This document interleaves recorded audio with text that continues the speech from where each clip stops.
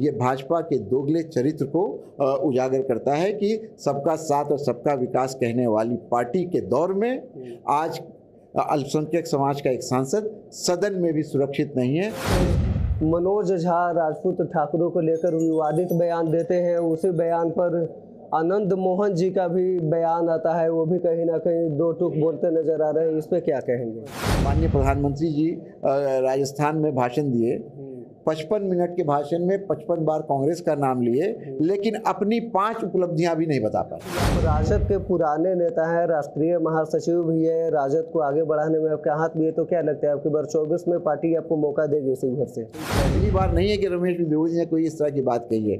अगर आप उनका वीडियो देखना चाहिए कि वो क्या क्या बात पहले भी बोल चुके हैं, तो ये विदित है कि वो कंट्रोवर्शियल आदमी है और इसी तरह की उठपटांग, विवादित और अमर्यादित भाषा का प्रयोग वो करते रहे हैं।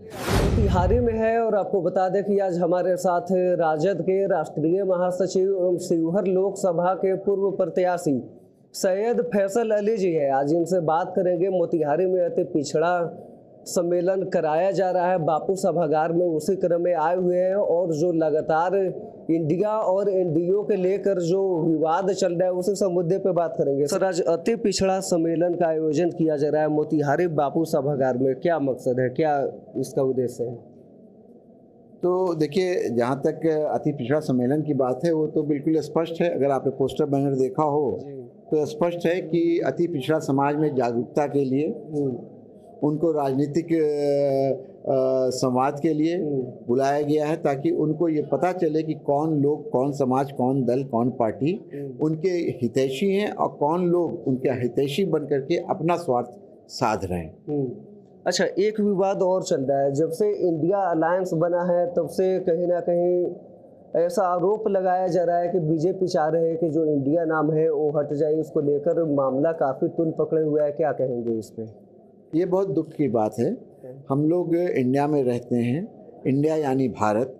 इंडिया और भारत दोनों एक ही चीज़ है और ये संविधान में भी बिल्कुल प्रियम्बल में ही उसकी प्रस्तावना में भी स्पष्ट है कि इंडिया दैट इज़ भारत। ये हमारे जो बाबा साहब अम्बेडकर जी हैं, जो संविधान सभा है, उसने बहुत स्पष्ट रूप से इसको कह दिया है कि भारत और इंडिया में किसी तरह के कोई मतभेद नहीं है और दोनों एक ही हैं। रहा सवाल ये कि जो विपक्षी दलों का जो गठबंधन बना, उसका जो एब्रिविएशन इंडिया बना, उससे भारतीय जनता पार्टी और सरकार और उसका नेतृत्व इतना ज़्यादा द्वेलित हो गया, इतना ज़्यादा नर्वस हो गया, इतना ज़्यादा परेशान हो गया कि उन्होंने इंडिया शब्द का ही बहिष्कार शुरू कर दिया। आप देखिए, आप सब प्रबुद्ध लोग हैं कि क्या आज से पहले उस प्रकार से इंडिया शब्द की उपेक्षा हुई है? बाज़ाब्ते मुझे इस बात की सूचना है कि सारे टीवी चैनल्स को ये निर्देश दिया गया, जो मेन स्ट्रीम के टीवी चैनल हैं, कि उसको इंडिया नहीं बोल करके INDIA बोला जाए, I.N.D.I.A। तो इंडिया में ऐसा कहने करते हैं भाई कि N.D.A, ये तो नहीं देखा है। तो इंडिया के संदर्भ में ये क्यों किया जा रहा है? इसलिए कि उनको ये लगने लगा कि ये जो इंडिया गठबंधन बना है, जिसमें हमारे नेता तेजस्वी यादव जी की, हमारे अभिभावक लालू प्रसाद यादव जी की बहुत अहम भूमिका है। कई सालों के प्रयास के बाद सारे समाजवादी दल एक साथ आकर के कांग्रेस को उसकी धुरी बना करके इस गठबंधन को का सपना साकार किए हैं, जिससे भारतीय जनता पार्टी की हार निश्चित दिख रही है। तो ये घबरा करके इन्होंने एक विवाद पैदा किया है और अब भारत भारत भारत भारत कर रहे हैं। हम और आप भारत नहीं बोलते हैं क्या? हाँ, जय हिंद नहीं बोलते हैं क्या? इसमें कहाँ विवाद है? ये एक विवाद पैदा करने की बात है। अभी मैं कल परसों देख रहा था कि माननीय प्रधानमंत्री जी राजस्थान में भाषण दिए, 55 मिनट के भाषण में 55 बार कांग्रेस का नाम लिए, लेकिन अपनी 5 उपलब्धियां भी नहीं बता पाए। तो जब आपके पास उपलब्धि नहीं है, दिखाने की कोई बात नहीं है, कहने को कोई मुद्दा नहीं है, तो आप ऐसे ही मुद्दे को उठा करके, और उसमें भारतीय जनता पार्टी और संघ परिवार की बड़ी महारत है कि कौन गैर मुद्दा है उसको मुद्दा बना करके लोगों को भटकाया जाए और अपना स्वार्थ साधा जाए। तो वही ये कर रहे हैं। लेकिन वास्तविकता ये है, राजनीतिक धरातल पे ये बात बिल्कुल विदित है और बहुत स्पष्ट है कि इंडिया बनने के बाद इनके नीचे की जो ज़मीन है वो खिसक गई। अच्छा, एक अभी सांसद भवन में जो भारतीय जनता पार्टी के सांसद है रमेश बिधूड़ी, वो बसपा के सांसद दानिश अली को उग्रवादी आतंकवादी कहते सांसद भवन में दिख रहे हैं, लेकिन इस पे अभी तक कोई कार्रवाई नहीं की गई है बीजेपी द्वारा। उन पे इस पे क्या राय रहेगा? देखिए, एक बात आपको बताएं, दानिश अली खान मेरे कम से कम 15-20 साल के मित्र हैं और बहुत ही मृदुभाषी हैं और बहुत ही संयम से बात करने वाले व्यक्ति हैं और बहुत ही अच्छी छवि के आदमी हैं दानिश अली खान। उनके जैसे सांसद को जिस तरह से रमेश बिधूड़ी, जिनका ट्रैक रिकॉर्ड है इसी तरह के विवादित बयान देने का, कोई पहली बार नहीं है कि रमेश बिधूड़ी ने कोई इस तरह की बात कही है। अगर आप उनका वीडियो देखना चाहिए कि वो क्या क्या बात पहले भी बोल चुके हैं, तो ये विदित है कि वो कंट्रोवर्शियल आदमी है और इसी तरह की उटपटांग, विवादित और अमर्यादित भाषा का प्रयोग वो करते रहे हैं। लेकिन दुखद इस बात का है कि पार्लियामेंट में सदन के पटल पे वो इस तरह से एक अल्पसंख्यक के सांसद को बात कहते हैं और उनके ऊपर कोई कार्रवाई नहीं होती है। ये भाजपा के दोगले चरित्र को उजागर करता है कि सबका साथ और सबका विकास कहने वाली पार्टी के दौर में आज अल्पसंख्यक समाज का एक सांसद सदन में भी सुरक्षित नहीं है। उसके साथ एक तरह से मौखिक रूप से उसकी लिंचिंग की गई। ये बहुत ही दुखद घटना है।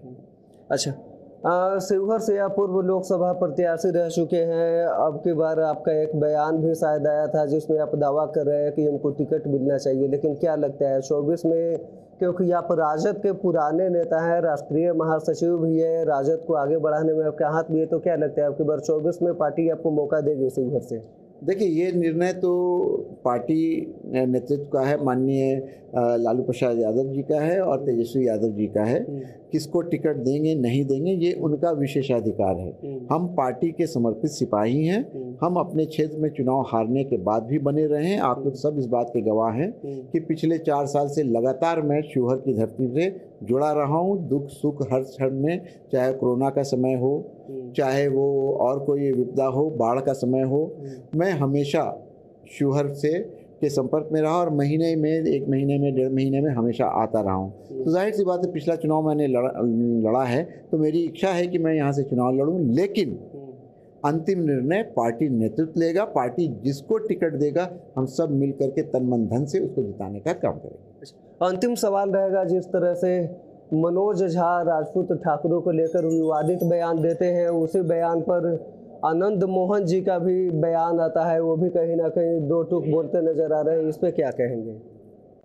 देखिए, मुझे ये लगता है कि हमारे साथी मनोज झा जी ने जो बात कही है उसको संदर्भ से भटका करके, हटा करके देखा जा रहा है। उन्होंने जो बात कही है वो बहुत ही संयमित तरीके से, बहुत ही विवेकशील अंदाज में उन्होंने बात कही है। उन्होंने हमारे और आपके अंदर जो बुराइयां छिपी हुई है उसको झकझोरने का काम किया है और उन्होंने बहुत सही तरीके से ये कहा है कि जो अंदर की हमारी बुराई है, अंदर का जो हमारा अभिमान है, अंदर की जो हमारी बुरी चीज़ें हैं, उसको पहले मारो तो समाज में समानता, सामाजिक न्याय और समरसता अपने आप आ जाएगी। तो मुझे तो लगता है कि इस बयान का स्वागत होना चाहिए, स्वागत योग्य बयान था और किसी समुदाय विशेष के नाम के आगे ठाकुर होता है, इसको भी मैं नहीं मानता हूँ। इसलिए कि अगर आप देखिए तो हमारे और आपके सबके बहुत बड़े नेता थे आदरणीय कर्पूरी जी, उनके नाम के आगे भी ठाकुर था।